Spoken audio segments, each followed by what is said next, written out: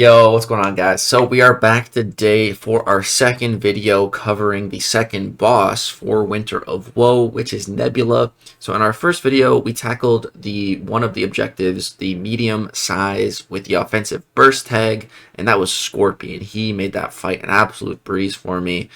If I'm able to use Scorpion for an objective, you better bet I'm going to try to make him work, I love Scorpion. I use him all the time in Battlegrounds. Very comfortable with him.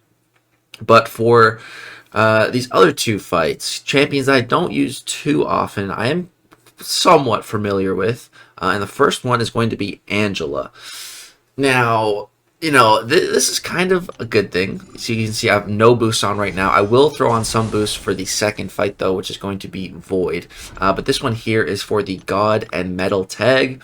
And so my Angela, if you guys have been keeping up with some of the openings, we picked up a few of the Odins for the Valentine stockpile event, and we ended up pulling 3 Angelas in a row, which at the time, man, it hurt. Angela, like the first time, I was happy to see her, Awakening Angela, great. Sig 40, for the price of an Odin, not so great. Sig 60, that one hurt. That one hurt. And then, everyone tells me, well, Angela needs high Sig, it's not that bad, not that bad. It's like, well, sure, but, like, if I'm spending $140, that's how much an Odin costs for me, I don't just want 20 more Sig levels on an Angela, a champ for the longest time that I don't ever use. But now that she is like one of the prime champions for this, it's starting to not feel so bad. It's like, oh, Angela? I got an Angela. She's 660. All right, let's bring her in. So, this fight made me appreciate Angela a whole bunch more. And maybe I will rank her up now. Honestly, I was having a good amount of fun with her in this fight. This was I think my second attempt with Angela here. First one was alright, but I did die. So yeah, this is the second attempt. And she's feeling really good in here, man. She's feeling great. I'm definitely not an Angela expert or anything, but I know just throw special ones, and that's pretty much it. Just throw special ones. Don't go past 2 bars because you'll start to lose Furies, I think. Here we're maintaining 3 Furies. And when she crits, dude, this is a rank 1 7-star, and boom, that's 15,000 medium crit. That's unboosted. That's without suicides. That's pretty good. 17,000 medium crit, 10,000 light crits. I mean, hey, and this is just rank 1, so I think I will rank 2 Angela. The only problem is that there's 2 or 3 other cosmic champions that I'm trying to rank up as well right now. Null, Adam Warlock, might even be a couple more, I don't know, but yeah, I do want to get up Angela now after seeing all this. Also, my good buddy Zarafa, he's been sending me some battleground fights of an unduped Angela, and she's been putting in work. So 660, I feel like I gotta rank her up at least to rank 2. Definitely not rank 3 or anything. Let's not get crazy, but rank 2 for sure. So yeah, with this Nebula, once you build up enough buffs with Angela, you really don't have to worry at all. So that's great. And yeah, I only triggered the shock a couple of times. I see some people do this fight and they don't parry. I full parries, parry all frickin' day long. It does nullify a buff, but whatever. Angela has a ton of buffs. Plus with her Sig, she also reduces the chance, I think, to be nullified per buff or something like that. So that was probably helping me as well. So with Angela, yeah, I would say just don't be worried about parrying. And right there, we hit into her block and we got a shock on us, but I didn't even see it because of the Sig. So many buffs. We just lowered the duration so much, didn't you have to sweat that shock debuff, which was great. And yeah, now the fight's winding down. She's at 20% health. We got 3 Furies right now. She's trying to bait out a special attack here. She won't throw it. She catches me with another little combo. I've been getting hit a ton this fight, but that's another great thing about Angela is she does have the sustainability factor with that regeneration, which is super nice. Yeah, right there I parried, no buff was nullified, so that's that Sig ability. Yeah, put in work. I wasn't even paying attention when I was doing the fight. But watch this right here. We're about to hit 20k medium, bro. 20,000 medium crit with an unboosted rank 1. That really impresses me. That's very impressive, man. I like that very, very much.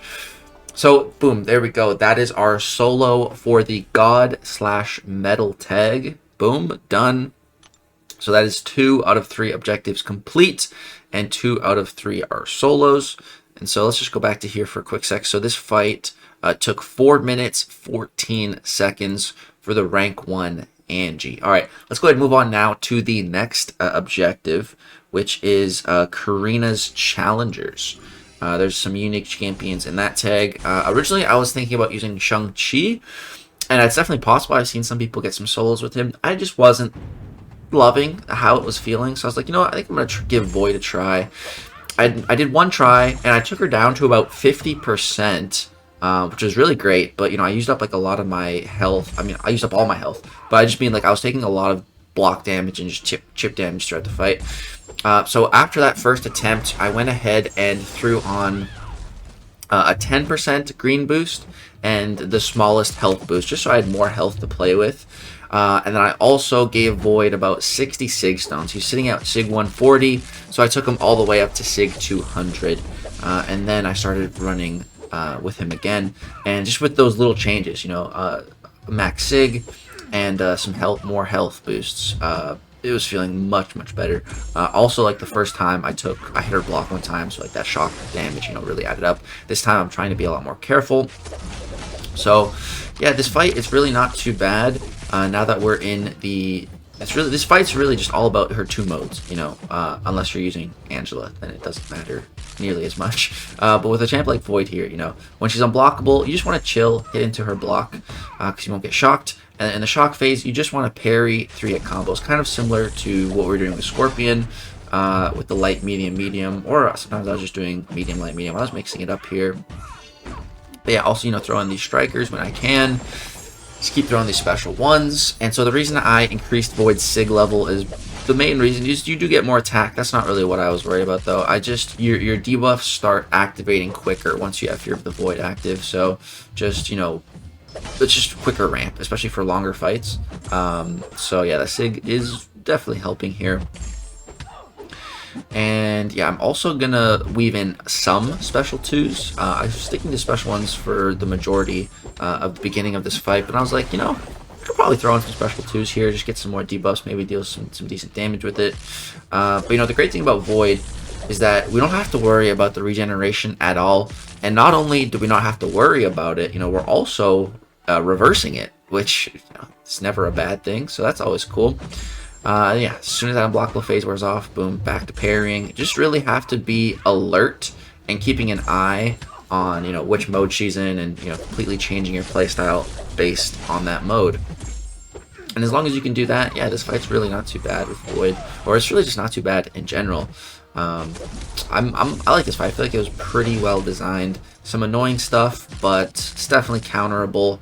And I'd say, like, my biggest thing that I like about this fight, you know, especially compared to the Absorbing Man, is that with this fight, man, like, I feel like I can truly just take my time, you know, like, slow and steady. I don't have to worry. The only thing I need to manage, you know, is that little root timer. But, you know, worst case scenario, if you mismanage the root, you just get rooted, which, you know, isn't necessarily a death sentence or any damage. You know, like, you can fully dex your opponent while you're rooted, so, you know, you can use skill to get out of that. You can also just get lucky and the AI just doesn't dash at you. That might happen in this fight. We'll have to see. I remember that happening on one attempt. Might have been this one. But yeah, and just you know, compare that to the Absorbing Man fight. The node in the Absorbing Man fight that, you know, has to speed things up is Brute Force, which, you know, if you don't attack the opponent for a certain amount of time, you start to degen. And he has an unstoppable, like, every 8 seconds. So, like, that node really just made that fight kind of terrible. Yeah, look right here. Look at this. We were just super lucky, and she didn't push me at all while I was rooted.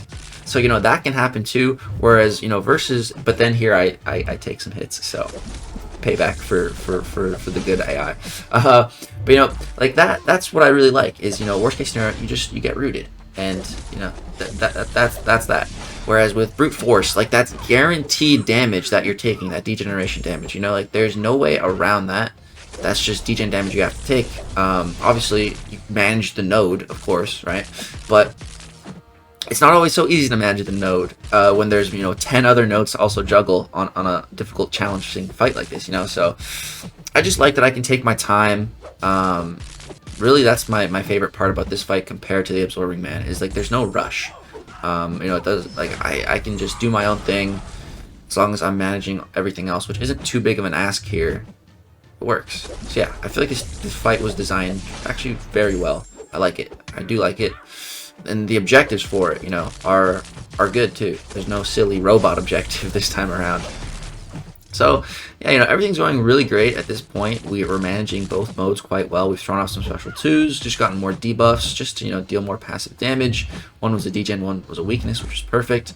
But I also realized right now, I could have also been running the Inequity Mastery, or I am running Inequity. I could have been running Resonate, the Resonate Mastery, which applies a weakness debuff with basic attacks. That's really good for Void because that's just another debuff and more damage.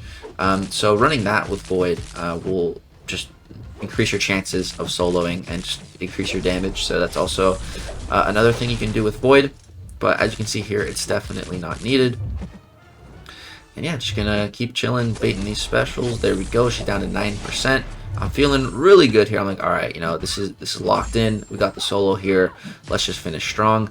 Until right there, she auto blocks me. That's why I do recommend doing the light, medium combos, because then you don't have to worry about that happening.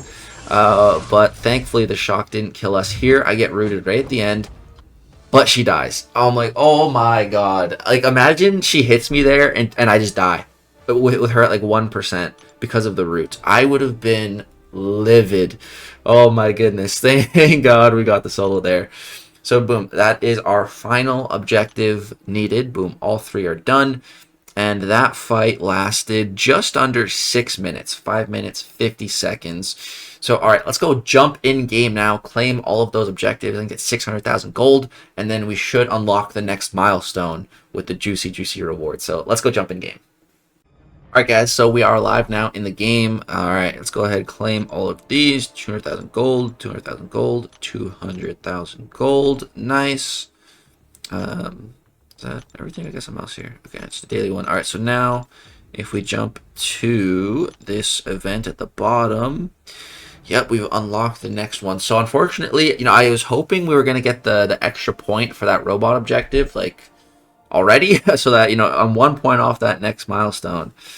Unfortunately, we haven't gotten that spare point yet, though, so only have this one unlocked. I think this is an Abyss Nexus. Let me quickly check the champs I'm missing. We can open that up real quick. 6-star wise in the basic pool. Let's see, unowned. What do I not have? Gladiator. Is he in the basic yet? He might be. Is he? Let's hit what's new. Crystal update. Morbius has been added to the base pool. Okay, I don't think I have Morbius either as a 6-star, right? I don't think I saw him here. Yeah, we don't have Morbius or I think Gladiator came out before Morbius, right? Yeah, he definitely did. He came out the month before. Yeah. So okay, so Gladiator should be in there too. Which one should we go for? I don't know. Let's do. I'm actually not sure. Let's just claim it and see what we're feeling. So, boom. Let's try to get Gladiator, man. Let's go for the Cosmic one.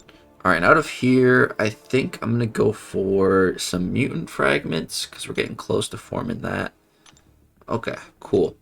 All right, we're gonna open this Abyss Nexus, and that will be the end of the video. All right, let's see if we can get a Gladiator. Pop it.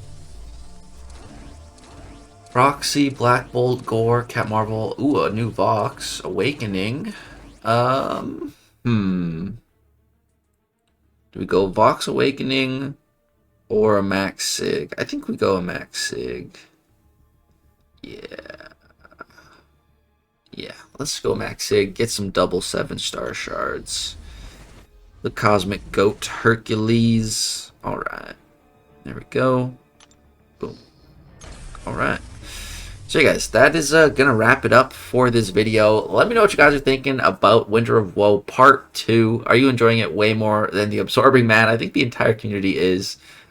Just from like what I've seen so far. The fight's only been out for like 3 hours at the time of recording this. But yeah, I'm definitely enjoying it. Don't get me wrong, I did like the Absorbing Man. That one was much harder, which I like in a different way. I do like being challenged like that. But I feel like that was just too much of a challenge to start this whole thing off. I feel they should have started with this Nebula boss. I think that would have been much better launch for this event, for the entire community. Like if we started with this Nebula, it would have changed everything. And then, with my Mike's and Finn's challenge, it wouldn't have been such bad timing because we hadn't experienced that Absorbing Man yet. So yeah, I really think if they just released Nebula first, man, oh my god, they could have saved a massive... I don't know. I feel like it would have just changed everything. I don't know.